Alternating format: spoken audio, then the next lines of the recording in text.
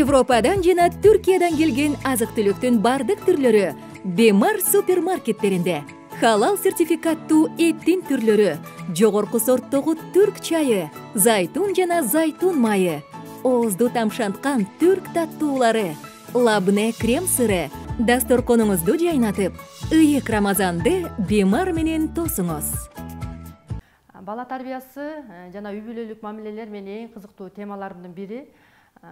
Турмуш кургандан баштап, кош бойлуу болгондон баштап баланы кантип туура тарбиялаш керек, аларга кантип татыктуу ата-эне болуш керек деген бир китептерди окуп, улуу кишилерден, улуу муундардан тарбия үлгү алып, изилденип келем. Мен ар дайым көп интервьюларда айтам, баланы жөн гана тарбиялап койгон аздык кылат деп, баланы тапташ керек да. Мисалы, спортсменди машыктыруучу канчалык таптап, канчалык машыктырса, маарада алдыңкылардан болуп чыгып келет да. Ошол сыяктуу эле балдарды биз жөн гана тарбиялап койбостон тапташыбыз керек. Эгер тарбия берсек, коомго зыянын тийгизбеген, жакшы бир өзүнүн үйүнө, өзүнүн үй бүлөсүнө татыктуу, өзүнүн коомуна зыянын тийгизбеген бир инсан болушу мүмкүн да. Ал эми таптай турган болсок, баланын коомго аралашуусунда, мекенге кылган кызматында, деги эле элге пайданы тийгизейин деп дагы да көбүрөөк масштабтуу түрдө ойлонгон эр азаматтардан, уул кыздардан болот деп ойлойм да.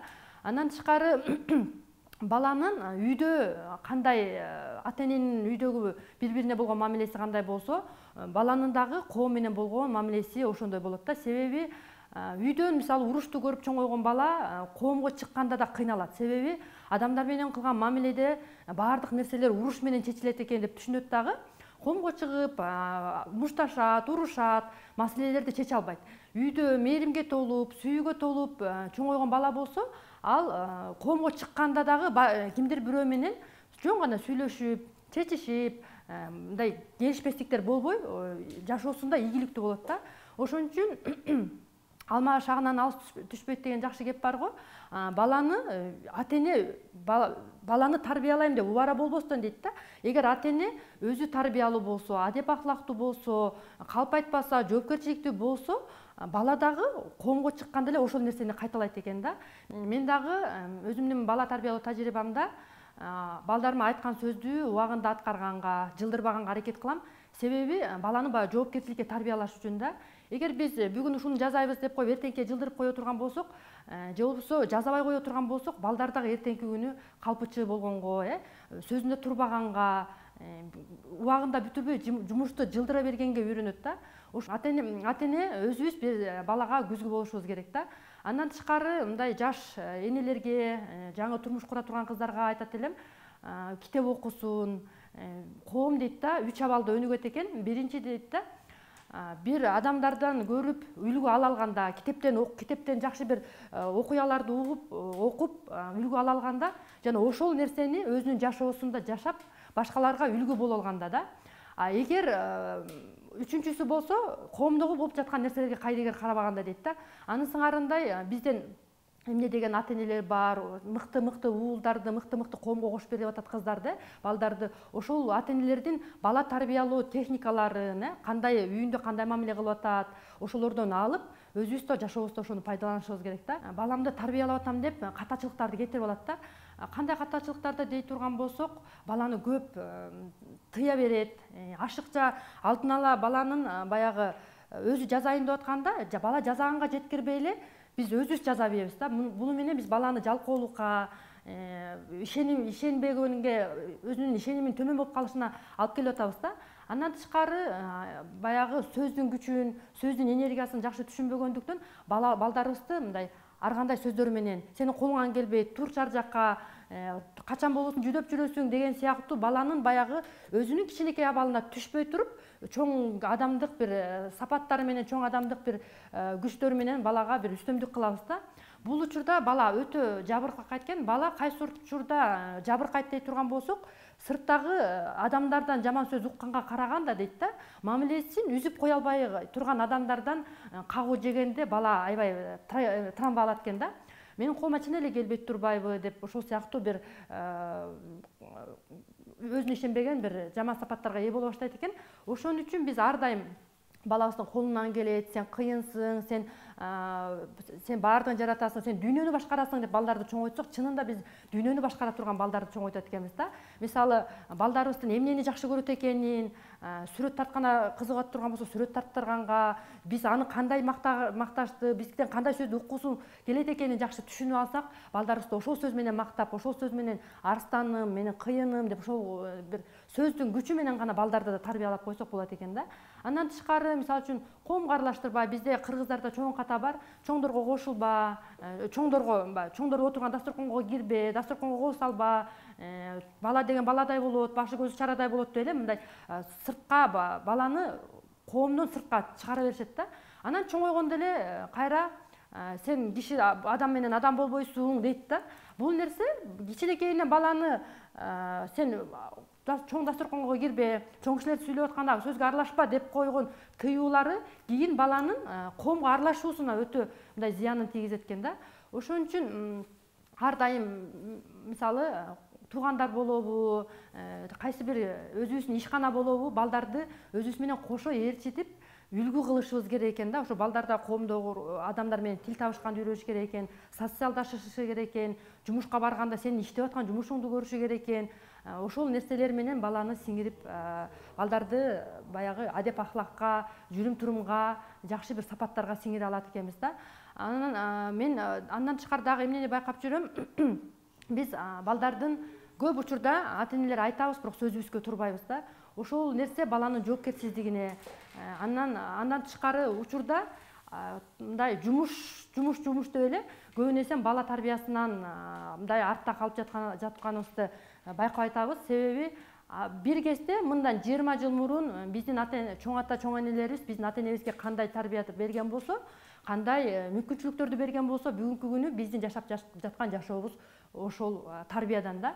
Эгер биз мындан 20 жылдан кийин балабызды өлкөбүздү кандай көргүбүз келсе, мекенибиздин кандай өнүккөнүн көргүбүз келсе, анда биз бүгүнкү күнү ошол мекенге кызмат кыла турчу, ошол эл деп, жер деп, өлкөгө кызмат кыла турчу балдарды биз бүгүн тарбиялашыбыз керек да. Анан баланы анчалык бала тарбиясын ата-энеси адептүү болгондон кийин, тарбиялуу болгондон кийин, ал бала сөзсүз түрдө адептүү, тарбиялуу болот. Анча деле бала тарбиясына кадала бериштин кереги жок деп кээ бир ата-энелер бир жаңылыштык бир пикирлерди жаратып жүргөнүн угуп жүрөм.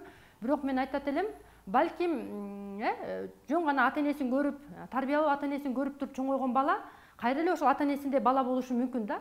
Бирок биз дагы ал баланын потенциалдарын ачып, аны таптаганга аракет кыла турган болсок, мисалы биздин улуу жазуучубуз Чыңгыз Айтматов чыгышы мүмкүн, биздин мен деген бизнесмен мисалы Аскар Салымбеков сыяктуу, мен деген мисалы Исхак Разаков сыяктуу инсандар чыгышы мүмкүн да. Эгер жөн гана сен мен жакшы болсом, балам деле жакшы болот деп тарбияласак, кайра эле өзүбүздүн көчүрмөбүздү тарбиялайбыз да. Андыктан ар бир ата-энеге, ар бир жаштарга айтат элем, баланын тарбиясындагы кетирген ар бир мүнөттү чоңойгондо таппай калабыз. Ар бир жашында, ар бир мүнөтүндө, ар бир секундасында бере турчу биздин мээримибиз, биздин тарбиябыз, биздин жакшы мындай жылуулуктарыбыз бар да.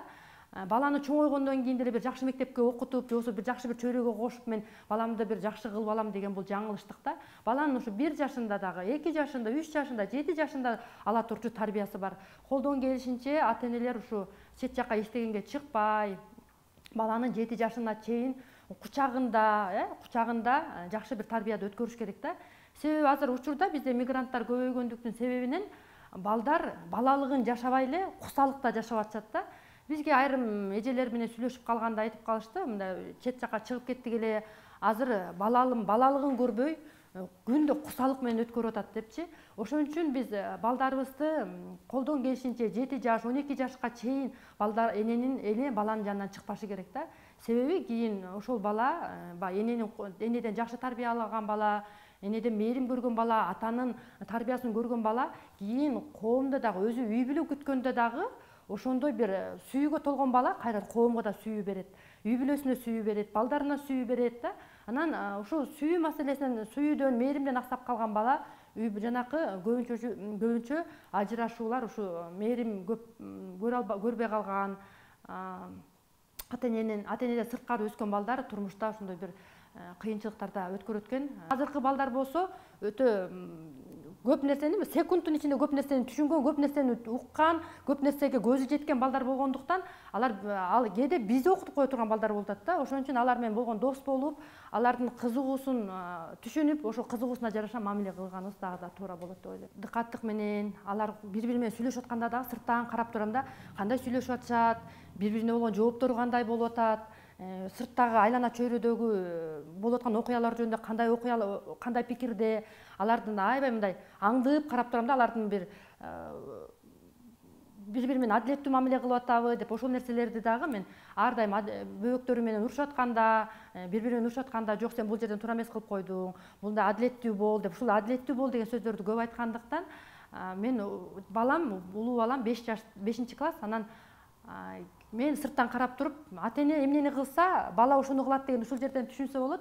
Эки кичинекей карындашы урушуп атса, карап туруп, сен адилетсиздик кылып атасың, адилеттүү бол деп атат. Эми бул адилеттүү бол дегенди даже кээде чоң адамдар да түшүнбөшү мүмкүн да, адилеттүүлүк деген эмне дегенди түшүнбөшү мүмкүн, бирок ошол жерде адилеттүүлүктү айтып атканына таң калам баламдын. Андан тышкары китеп окуду. Китеп окуп эле анан китептин беттеринде көп барактар, көп сүрөттөр бар экен да. Анан апа, сиз эсептеп бериңизчи канча бет окуганымды дейт да. Мен эсептесем балким адилетсиз болуп калат го, анткени сүрөттөрү көп экен. Беттерди азайтып окуп, азайтып эсептеш керек го, ошондо адилеттүү болот го дейт. Себеби биз ар дайым үйдөн атасы болуп барыбыз китеп таблицабыз бар. Күндө ким канча бет окуду, бир айда канча китеп окуп бүтүрдү деген таблицабыз бар. Анан ар дайым китеп окуп бүткөндөн кийин ошол жерге күнүнө мынча бет окудум дейт да. Ошол жерде дагы апа меники адилетсиз болуп калбасын, себеби сиздердикине караганда меникинде сүрөтү көбүрөөк болуп атат. Сиз эсептеп бериңиз деди да. Бул нерсе мен баягы өзүмдүн берип аткан тарбиям кайсы бир деңгээлде жемиштүү болуп атканын түшүндүм. Бала тарбиясынан андан тышкары дагы эмне кылабыз? Атайын банкаларды уюштуруп коюп, жакшы иштерди кылган сайын аларга кагаздарды салып турабыз да. Кагаздарды салып турабыз. Ал кагаздарга акылдуум, эр жүрөк, ыймандуум деген сыяктуу жакшы сапаттарды жазып банканы толтура беребиз да. Анан кимдин банкасы кайсыл жерге толсо, ошол банканын сыртында ар кандай жазуулар бар да. Мисалы, велосипед, китеп, же болбосо парк деген сыяктуу ошол кагаздарды толуп банкасынын ошол жерине жеткенде ошол нерсени биз аткарабыз да. Андан тышкары баланын дагы тарбиясында кызыктырып, сени менен бирге иш алып барышы үчүн ар дайым балдар менен план түзүш керек да. Отуруп алып биз атайын үй бүлөлүк күн кылып, бир айга план түзөбүз. Ушул мен таң калган жерим, баланы эмнени кылсаң, сен точно копияңды жасайт да. Себеби мен ошол пландарды түзүп, бүгүн ушул айда ушул тамактарды жасайбыз, ушул жактарга сейилдеп барып келебиз, бул жака зыярат кылабыз деп көп нерселерди жаза турган болсок, бул китепти окуйбуз, бул дубаны жаттайбыз деп ошол нерселерди жазай турган болсом, менден кичине эле мындай кемчилик кетип аткан болсо эскертип калышат да алар дагы. Апа, биз бияка мындай деп жазбадык беле, апа, бул жака жазбадык беле деп. Анан кийинки ай келатканда алар дагы план жазганга шашышат да. Апа, бул айдын планын жаза бербейлиби? Бул айда эмне кылабыз? Каяка барабыз? Эмнелерди жаттайбыз? Эмнени окуйбуз деп аябай шашылып ошол нерсени күтүшөт. Демек, баланы дагы жашоосу чаржайып болбош үчүн кичинекейинен баштап план жазганды үйрөтүш керек экен да.